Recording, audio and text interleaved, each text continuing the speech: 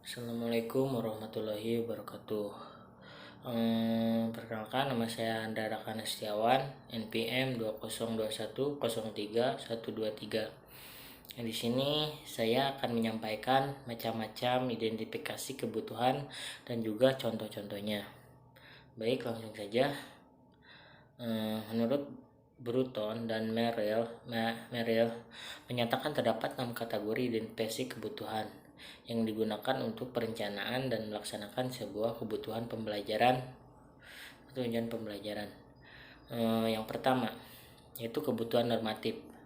Kebutuhan normatif ini membandingkan dengan standar nasional, disebabkan oleh suatu keadaan yang dipengaruhi oleh faktor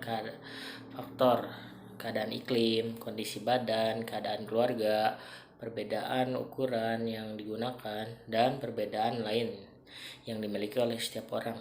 Contohnya, seseorang peserta didik yang mengikuti UMPTN, SNMPTN, SBMPTN, dan lain sebagainya.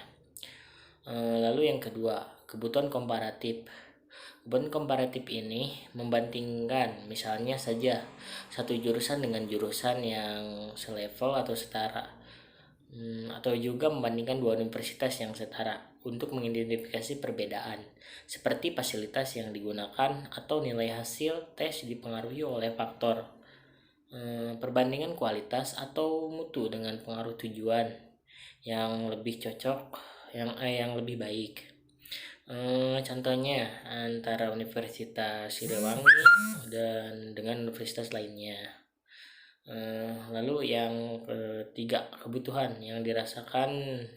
Jadi kebutuhan yang dirasakan ini adalah kebutuhan individu untuk meningkatkan penampilan atau target yang ingin dicapai dengan cara wawancara ataupun tes, bisa disebabkan oleh suatu keadaan atau keinginan akan suatu hal. Misalnya seorang individu melakukan wawancara pada saat melamar pekerjaan,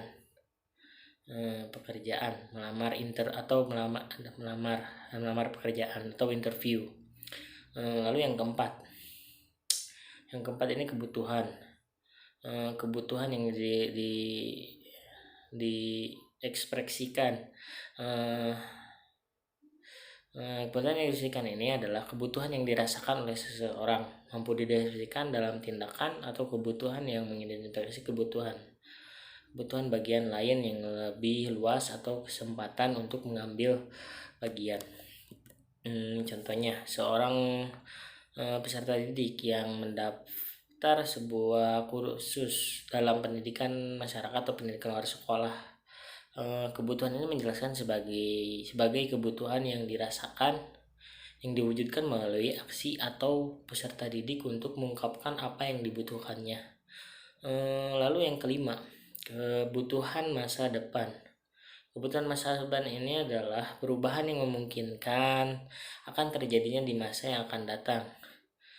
Sering diidentifikasikan melalui wawancara dan tes. Pertanyaan mengenai kemungkinan perubahan di masa yang akan datang. Contohnya, membantu peserta didik agar mampu memantau lingkungan dan memahami kemungkinan yang akan datang, dapat terjadi di masa yang akan datang atau di masa depan.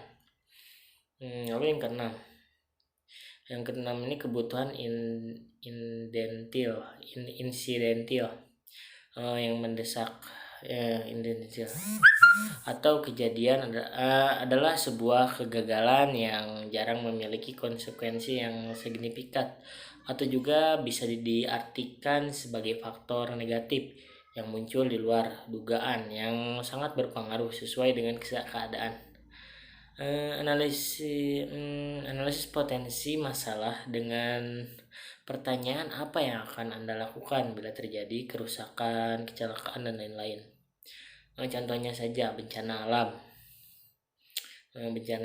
kerusakan, kecelakaan, ataupun misalnya seseorang yang mengalami kecelakaan, otomatis ia akan membutuhkan pertolongan. Jadi intinya kebutuhan itu adalah suatu yang harus dipenuhi, karena apabila tidak terpenuhi atau terlambat, maka akan mengganggu kelangsungan hidup. Mungkin itu yang dapat saya sampaikan. Kurang lebihnya mohon maaf. Wassalamualaikum warahmatullahi wabarakatuh.